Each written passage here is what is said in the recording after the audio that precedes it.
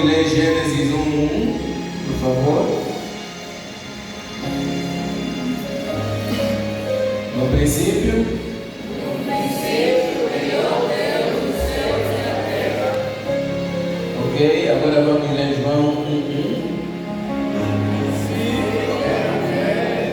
O Verbo estava com Deus e o Verbo era Deus.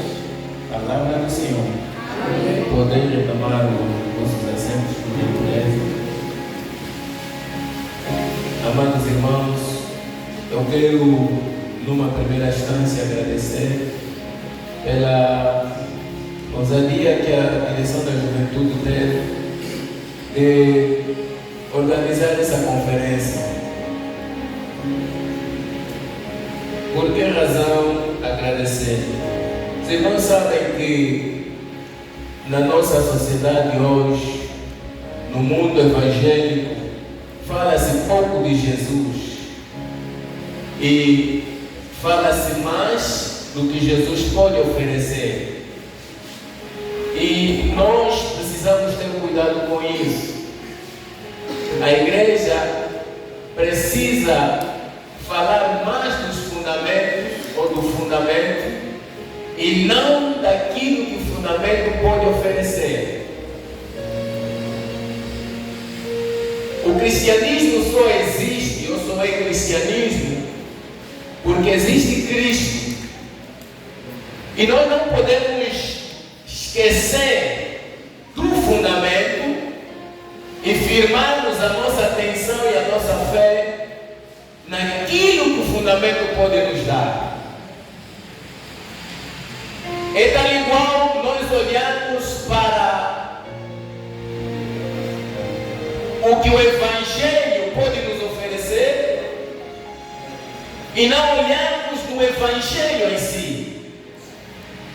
Rendo graças a Deus, irmãos, porque essa atitude demonstra que existe uma real necessidade de conhecermos a pessoa de Cristo Jesus. Há sensivelmente uma semana, nós estivemos neste lugar depois do culto e nós pregamos a palavra do Senhor a alguém aqui. Falamos sobre Jesus e no fim nós perguntamos se ele cria em Cristo Jesus. Ele disse categoricamente que não cria em Cristo Jesus. Dentro do tempo, depois de um sermão, você crê em Jesus? Ele disse que não cria em Jesus. Confirma. Não estava ali. Ele estava falando sério que não cria. Eu perguntei, por que você não crê em Jesus? Ele disse que Jesus é uma figura, é um mito. Como vocês, como nós, crentes, podemos provar a outras pessoas que Jesus não é um mito? Jesus é eterno. Como nós podemos provar e dizer para Pitágoras que ele estava errado, que Jesus não é uma figura histórica? Jesus é Deus de eternidade em eternidade. Pitágoras diz que um filósofo, Hans, diz que Jesus é menos influente do que Pitágoras. Os irmãos que estudam sabem o teorema de Pitágoras, né? Conhecem o teorema de Pitágoras. A única coisa que sabemos de Pitágoras é o seu teorema. Mas nós temos muito conhecimento sobre a pessoa de Jesus. Irmãos, Jesus é aquele que antes do seu nascimento já houve relato que ele nasceria. Durante o seu nascimento foi objeto de estudo e de notícia. Quando ele nasceu, o mundo se apavorou. Os reinos entraram em carência, em decadência. Herodes precipitou-se. Quem é este que vai nascer? Porque a informação que tínhamos, ou que eles tinham, que ia nascer o rei dos judeus. mas não era qualquer rei. E não vinha de qualquer reino. Ele não veio do Longo, nem do Norte, nem da onde. Não! Ele veio do reino dos céus. Presta atenção. Tudo que vem do reino é eterno. Não se limita no tempo nem no espaço. Precisamos prestar nesses detalhes. Cristo, amados irmãos, é aquele que é o maior da história da humanidade. É aquele que ao mesmo tempo é homem e Deus. É aquele que é parte integrante da criação. Não é criatura. É aquele que antes de nascer foi anunciado pelos profetas. Durante a sua concepção foi anunciado. O seu nascimento estremeceu o mundo, causando ameaça aos reis daquela época. Aquele que crescia e disputava com os doutores da lei, mesmo sendo menino. Aquele que amou, porém foi rejeitado. Jesus é o único que preparou 12 homens, e esses 12 homens abalaram o mundo como sinal de bom mestre, bom discipulador. Jesus é o único que demonstrou que Ele tem poder sobre todas as leis da natureza, que todas as leis da natureza lhe obedecem. Ouve a sua voz, andou sobre as águas, subiu aos céus, ressuscitou-se em posição de mãos. Este é Jesus que nós queremos apresentar nesta tarde. Ele é Salvador e Senhor. Quero dizer para você, irmãos, que quando nós falamos que Jesus é Salvador e Senhor, são duas coisas diferentes. Nós nos tornamos, ouvimos Jesus como Senhor depois de o termos como Salvador. Nunca podemos chamar Jesus nosso Senhor porque Ele não nos conhece. Nós só nos constituímos propriedade de Jesus porque Ele nos fez sua propriedade. Ao recebermos Cristo Jesus como o único e suficiente Salvador, nós nos tornamos servos. O que Paulo fala, escravo de Cristo. O que isso significa? Escravo. Escravo não tem vontade própria. Escravo depende da vontade do seu Senhor. Aí está o problema, é que muitas igrejas enchem, lotam, mas infelizmente parte dessas pessoas não conhecem Jesus e como consequência não lhe servem como Senhor. Se você não conhece Jesus como o único e suficiente Salvador da sua vida, você não vai lhe servir como Senhor da sua vida. Jesus é Salvador, Jesus é Senhor. Senhor é Deus, aquele que tem domínio e tem influência sobre o seu ser. Por isso é que Paulo disse: agora já não vivo mais eu, mas Cristo vive em mim. Ou seja, a vida que eu tenho já não é mais minha. Por quê? Porque onde Cristo me disse para ir, eu vou.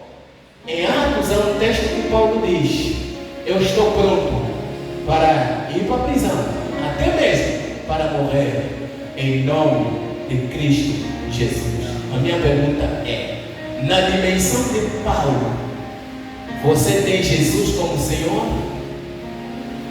Você está preparado para morrer, ir à cadeia por conta deste nome? Na dimensão de Paulo, quantos aqui estão preparados para dizer: eu quero ir para a cadeia, mas nunca deixarei de dizer que em nenhum outro nome há salvação senão no nome de Jesus? Quantos estão preparados para assumir a forca em nome de Jesus? Poucos. Amados, quando nós olhamos para a figura de Cristo Jesus, a história dos historiadores, alguns historiadores ateus,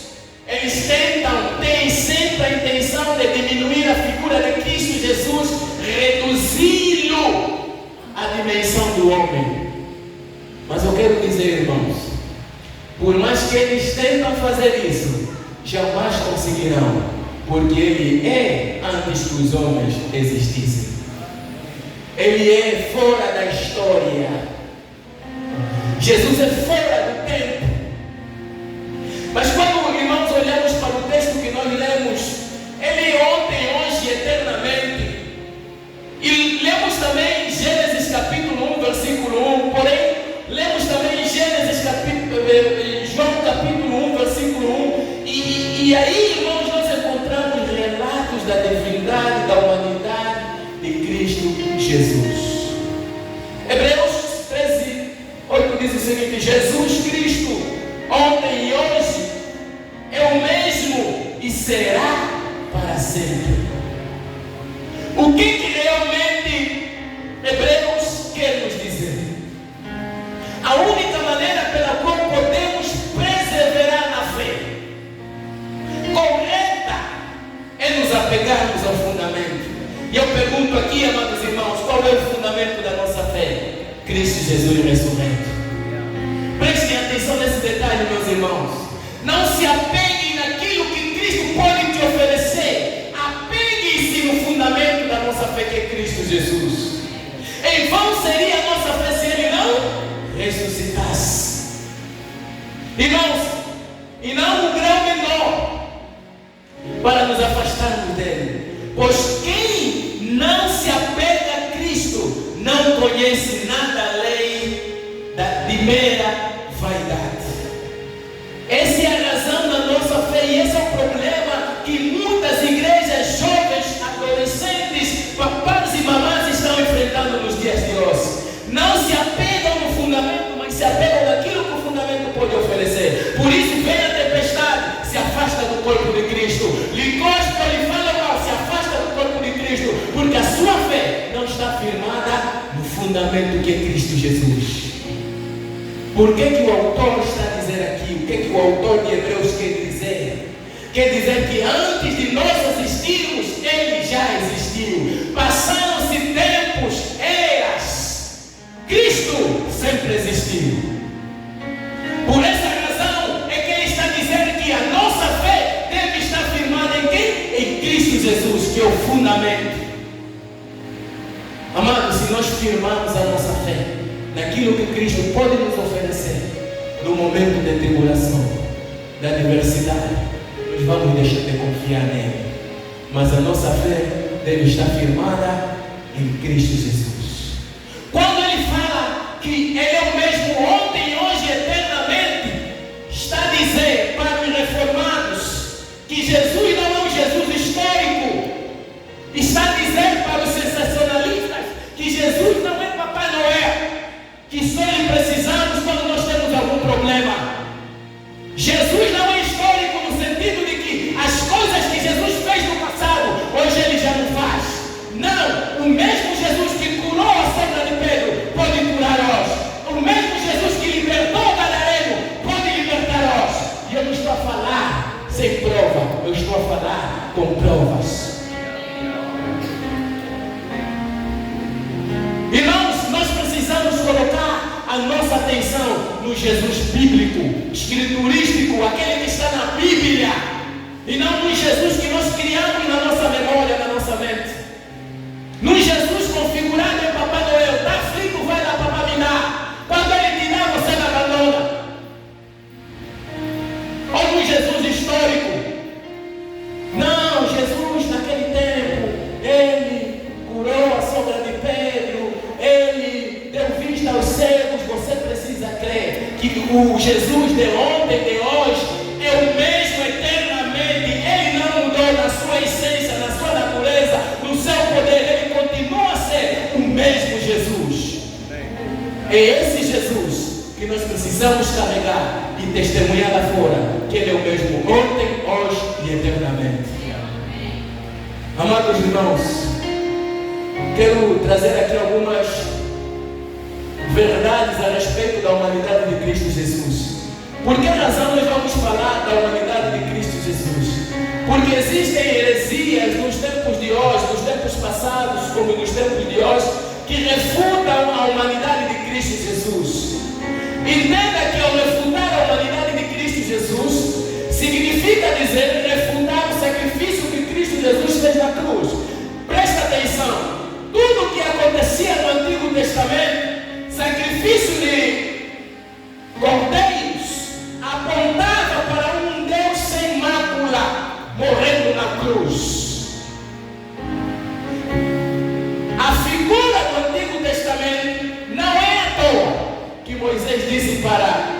sacerdotes que os cordeiros deviam ser sem mácula.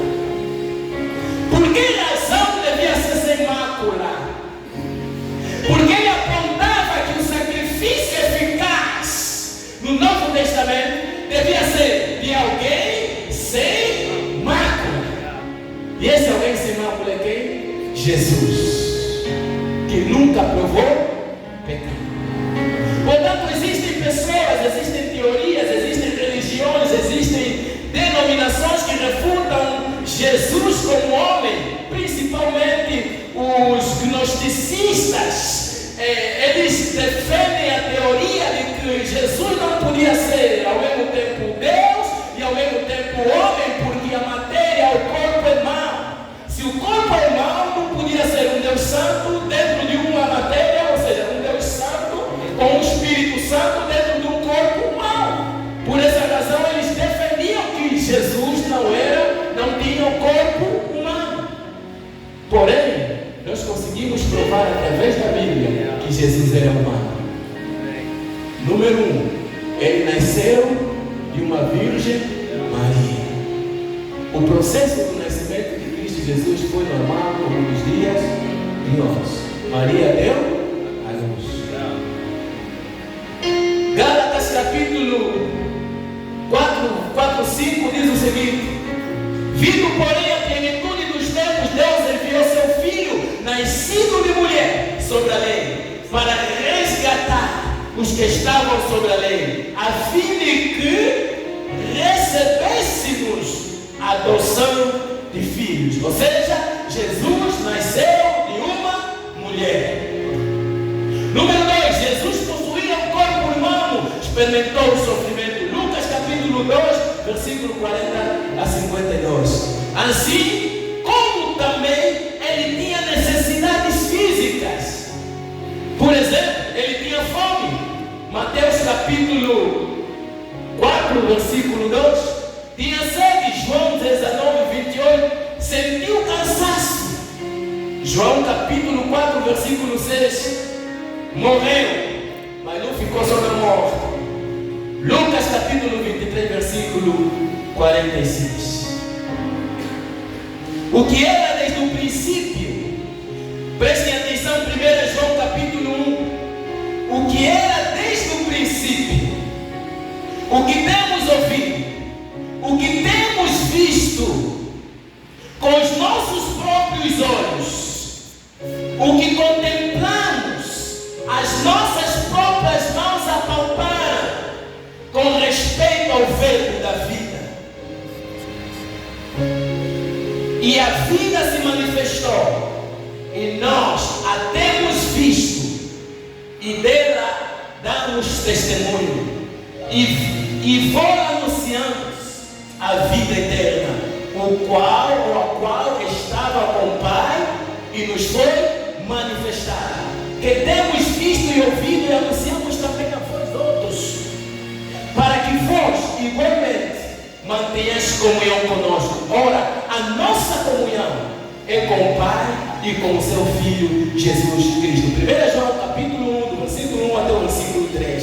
Seja João, aquele discípulo amado de Jesus, que andou com Jesus, está a afirmar categoricamente que apalparam Jesus, viram Jesus. Então não tem como nós dizermos que Jesus não era humano, não pisou nesta terra. Mas os gnosticistas diziam que Jesus, outra seita, dizia que Jesus não tinha corpo humano. Ele, quando andava na praia, não deixava sinais. Mas João está a dizer aqui que apalparam, pegaram ele. Será que nos interessa sabermos que Cristo Jesus era homem? Se não dissermos que Cristo Jesus não era homem, vai a nossa fé. A minha pergunta é: quem morreu na cruz se ele não era homem? Quem morreu na cruz se não era homem? Quem disse Pai, está consumado? Quem disse Tetelestai? Quem? Jesus era homem, passou nesta terra. Só que, irmãos, é difícil compreender o eterno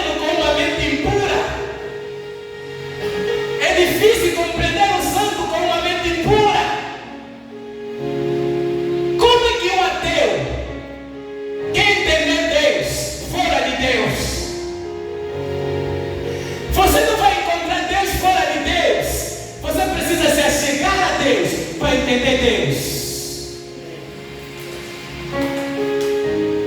Ele é ateu, ele quer estudar Deus com uma mente impura e incrédula. Você não pode estudar Deus com uma mente incrédula e impura. Não vai chegar lá. Vai viver com bastante heresia, como os outros viviam. Porém, irmãos, Cristo é real, é homem, passou nesta terra. E eu quero trazer para os irmãos algumas heresias que definiam ou negavam a humanidade de Cristo Jesus. O docetismo. Cristo não foi plenamente encarnado na carne, pois a matéria é intrinsecamente má. Ou seja, o gnosticismo, os gregos defendiam isso. O apolinaísmo diz o seguinte: Jesus Cristo era divino e humano, mas era Deus com uma casca humana. O que ele quer dizer? Ele defendia que Jesus, essa seita, essa heresia, defendia que Jesus era 70% divino e 30% humano. Ele não era 100% humano e muito menos 100% divino. Mas a Bíblia nos prova que Jesus era 100% humano e 100% divino. O grande problema é como se dá o mistério da encarnação. Isso é que é a nossa vitória. Isso é que marca a diferença entre o Deus que nós servimos e os outros deuses. Como é possível uma pessoa ser humanamente, ser homem e ao mesmo tempo Deus? A outra heresia de Euclides confundia novamente a natureza de Deus. Não acreditavam que é possível na mesma pessoa habitar um homem, quer dizer, ter um corpo humano e ao mesmo tempo ter um corpo divino. Deixa-lhe dizer, amados irmãos, que Deus é Deus. Jesus, o Deus que passou nesta terra, é o mesmo que está sentado à destra do Pai Todo-Poderoso. E é o mesmo que participou da criação do mundo. Nós vamos provar isso daqui a nada. João capítulo 1. Irmãos, não podemos falar sobre a humanidade de Cristo Jesus sem falarmos da divindade de Cristo Jesus. Muitas passagens nas Escrituras demonstram que Jesus era plenamente Deus. E a primeira delas que nós encontramos é João capítulo 1, versículo 1, e o outro versículo é o 14. Diz o seguinte: no princípio era o Verbo, e o Verbo estava com Deus, e o Verbo era Deus. Aqui a palavra verbo no grego significa logos ou sabedoria. Por isso é que Tiago disse: se quiser de sabedoria, faça o quê? Peça ao Pai. Seja, peça ao Pai que vos dá sabedoria sem sombra de variação. Percebam que Deus, nesse texto de João capítulo 1, versículo 1 até o 4, ele demonstra três coisas importantes. Verbo, que é logo sabedoria, e mostra a eternidade desse verbo. Para além de mostrar a eternidade desse verbo, ele mostra que este verbo participou da criação. Se nós concordamos que o verbo é Cristo, significa dizer que Cristo é o agente da criação. Ele não é criatura de Deus, ele é o Criador. Jesus é o Criador. João 1, versículo 1 até o 4. Mas Hebreus capítulo 13, versículo 8. Jesus Cristo é o mesmo ontem que? Ontem que? Antigo Testamento ou antes do Antigo Testamento?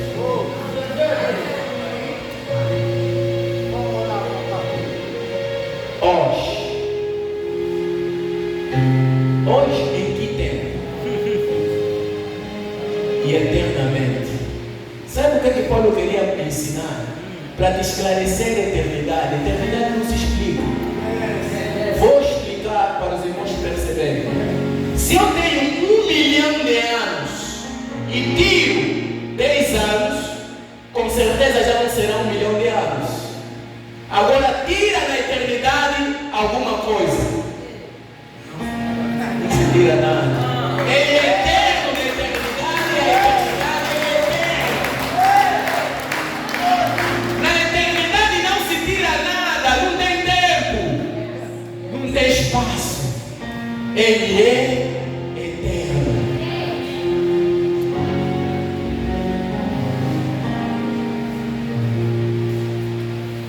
Presta atenção nisso.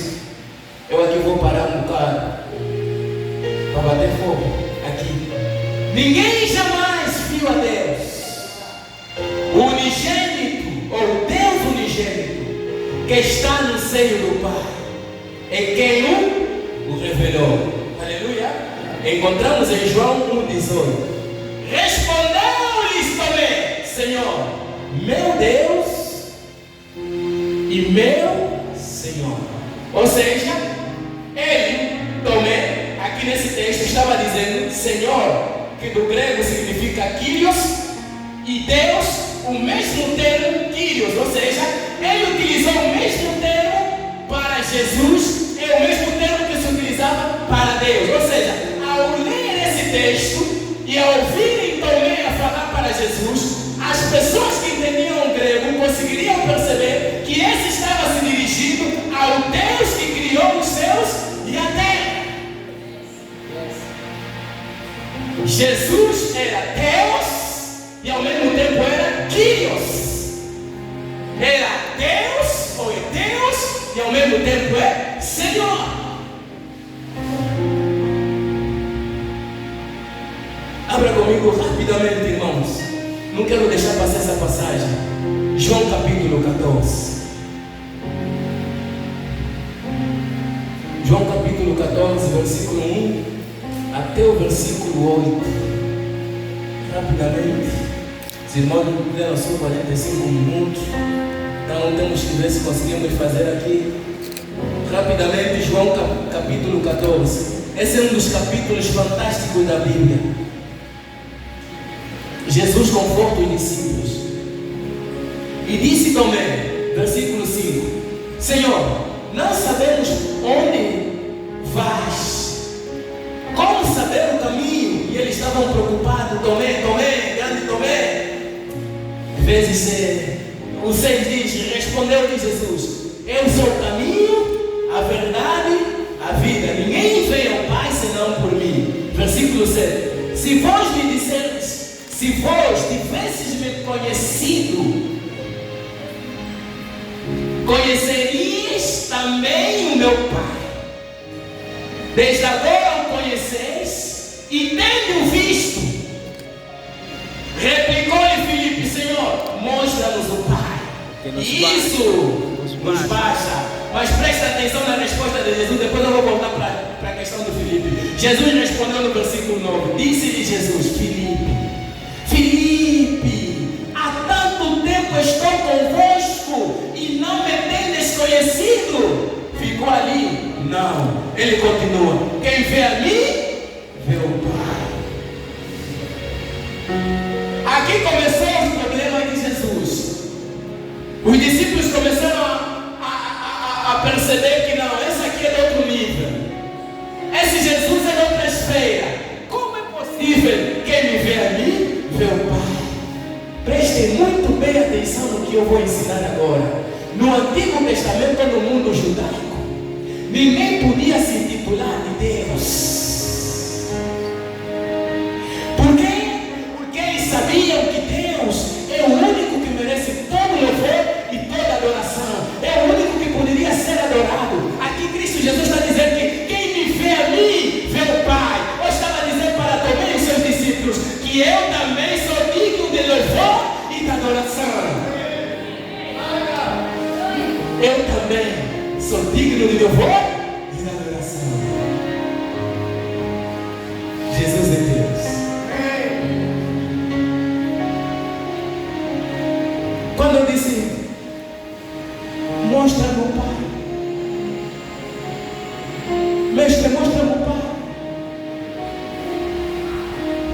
Filipe, mestre, mostra-me o Pai, que isso nos basta. O que isso significa dizer, irmão? O que isso significa dizer para nossas vidas hoje, se Cristo é hoje? O que isso significa dizer? Que mensagem Filipe queria mostrar? Que a maior necessidade de qualquer discípulo é ter o Pai, é andar com o Pai, é viver com o Pai, é obedecer ao Pai. Qual é a maior necessidade do teu coração, do meu coração?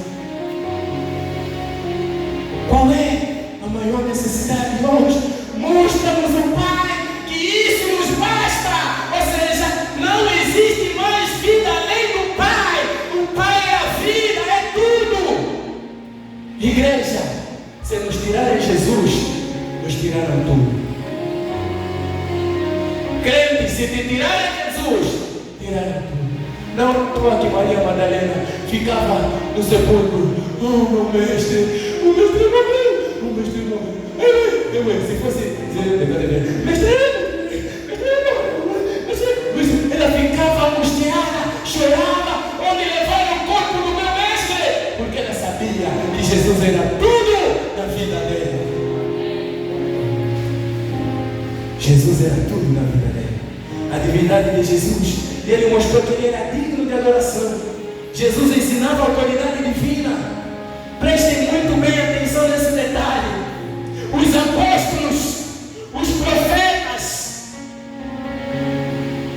perdão, vou falar antes da exceção de Cristo Jesus. Os profetas que vieram antes de Cristo Jesus não tinham autoridade como Jesus teve. Vou explicar. Eu tenho dinheiro no banco, quero que o Soares levante esse dinheiro. Eu devo passar uma procuração ao Soares, dizendo que ele é responsável em fazer a movimentação da minha conta por qualquer momento. Ele não tem a mesma autoridade que eu tenho. Quem lhe dá autoridade é a minha procuração. Eu, se lhe receber a procuração e ele for no banco, não vou lhe dar dinheiro. Mas se eu for no banco sem procuração, vou receber dinheiro. O que eu quero dizer para os irmãos? Os profetas receberam autorização para falar a respeito de Deus. Jesus não recebeu autorização para falar a respeito de Deus. Ele falou de si mesmo aos homens.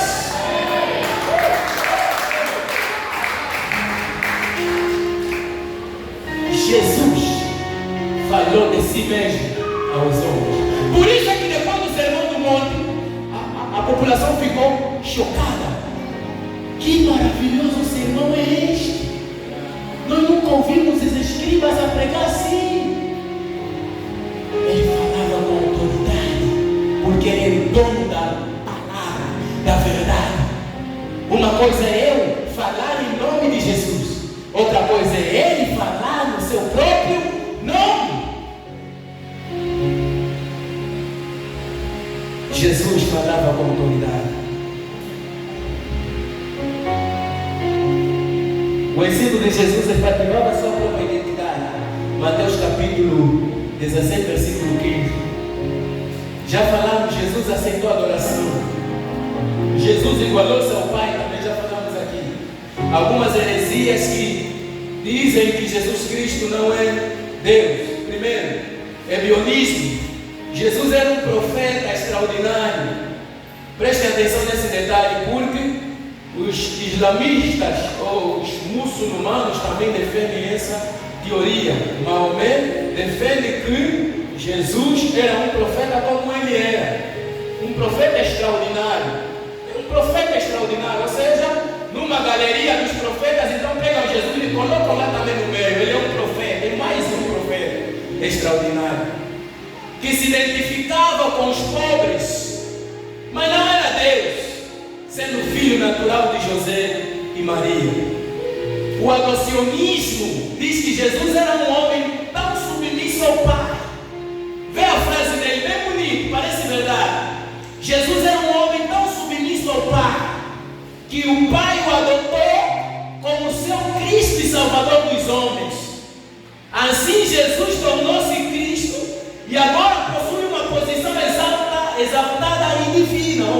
e divina. O arianismo de Ario, por coincidência, era um diácono.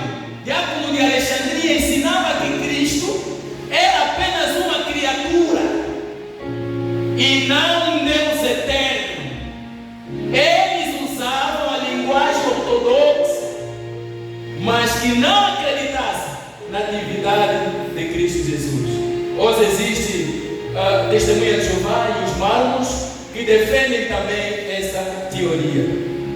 Mas quero dizer, irmãos, ao dizermos que Jesus não era divino, nós estamos a dizer que estamos a desacreditar no sacrifício. Conforme eu disse que tudo o que acontecia no Antigo Testamento realmente reflete o que podia acontecer no Novo Testamento. No Antigo Testamento era um cordeiro sem mácula, apontava para um homem que não tinha pecado. E o único homem que não tinha pecado era Jesus. Ao mesmo tempo, Deus se esvaziou, conforme Paulo fala em Colossenses, que ele esvaziou-se de toda a sua glória para morrer em nosso lugar. Ou seja, Cristo Jesus é Deus e a palavra afirma que Ele é Deus. Queremos trazer aqui 2 ofícios rápidos, depois vamos falar sobre a pessoa de Jesus e concluímos então o nosso sermão nessa tarde. Primeiro, amados, no Antigo Testamento, e nós aprendemos na escola bíblica dominical que Jesus tinha 3 ofícios. Quais eram?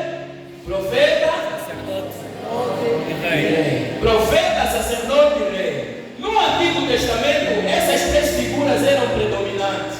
Tinha um profeta, tinha sacerdote e tinha rei. Todas essas figuras, a Bíblia ou o credo ou os historiadores bíblicos, os pais da fé, denominaram isso como ofícios de Cristo Jesus. Sendo Ele Deus, Ele tinha seus ofícios. E para cada ofício, Jesus desempenhava uma função. Prestem atenção. Quando a palavra fala que Jesus era profeta, o que é um profeta? Profeta é boca de Deus para o povo.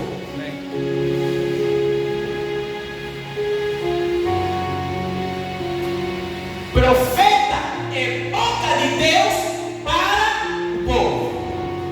Deus quer falar no meio do povo. Ele vai usar um profeta para trazer uma mensagem.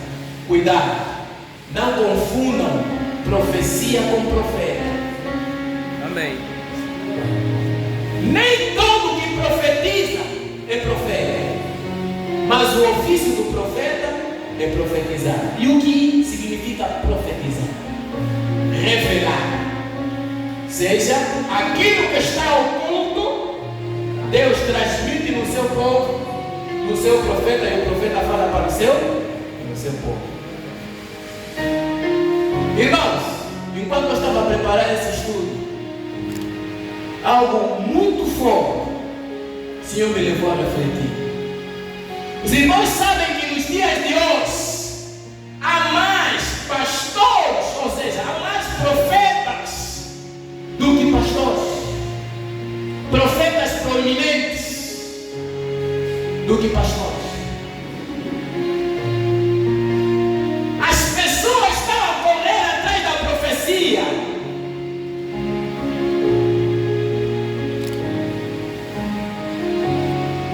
Aquele profeta que lhe revela o que vai acontecer na tua vida amanhã.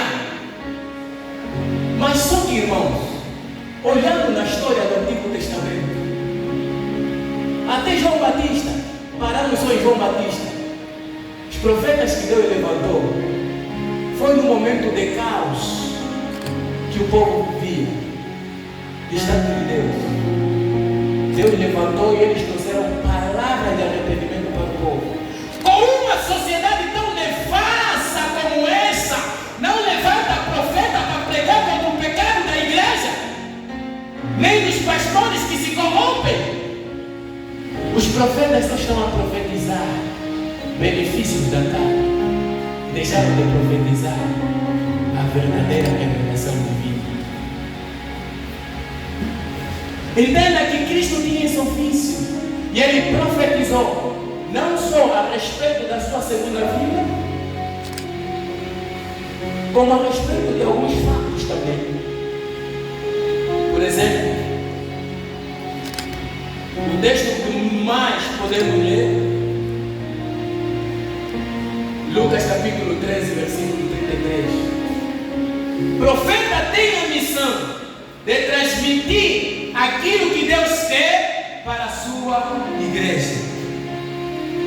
Assim aconteceu com quem? Com João Batista. João Batista, quando chegou a Herodes e profetizou pregou contra a atitude moral do rei, o que aconteceu com João Batista? Lhe cortaram a cabeça. A profecia que vem do alto é inversamente proporcional ao desejo do homem. O homem quer profetizar para receber aplausos. Deus quer pregar para transformar corações.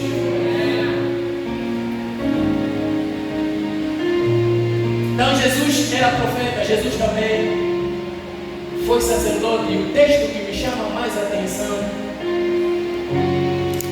João 17.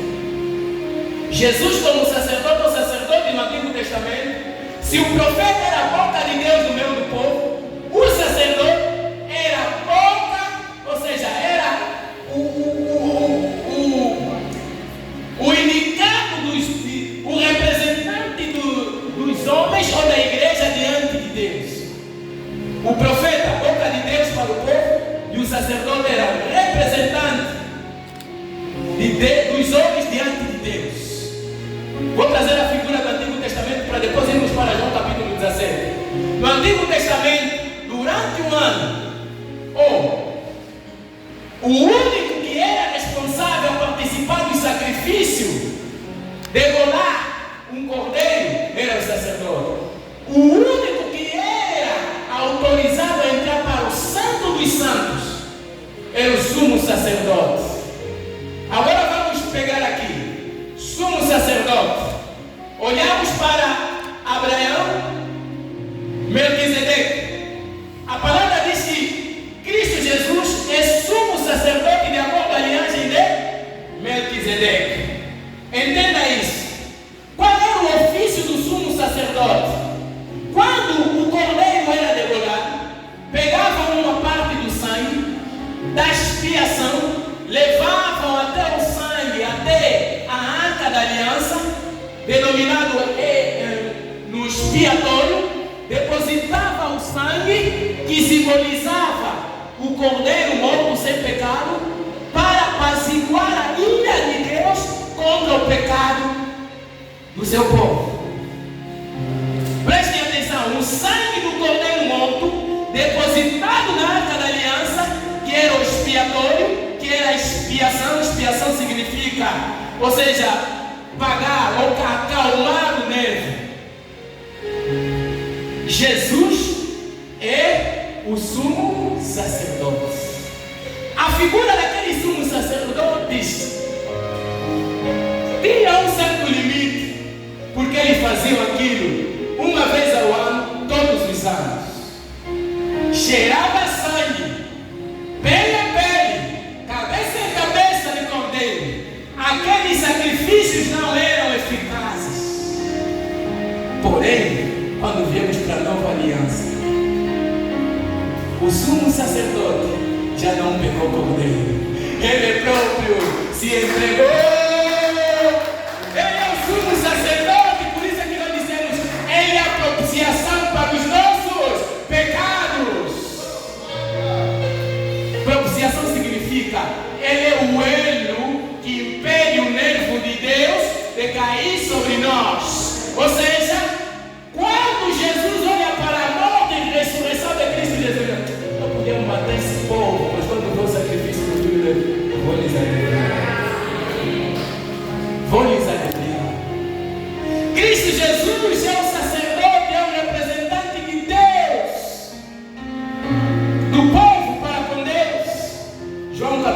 17, versículo 17. Por favor, vamos ler esse texto, vamos terminar já.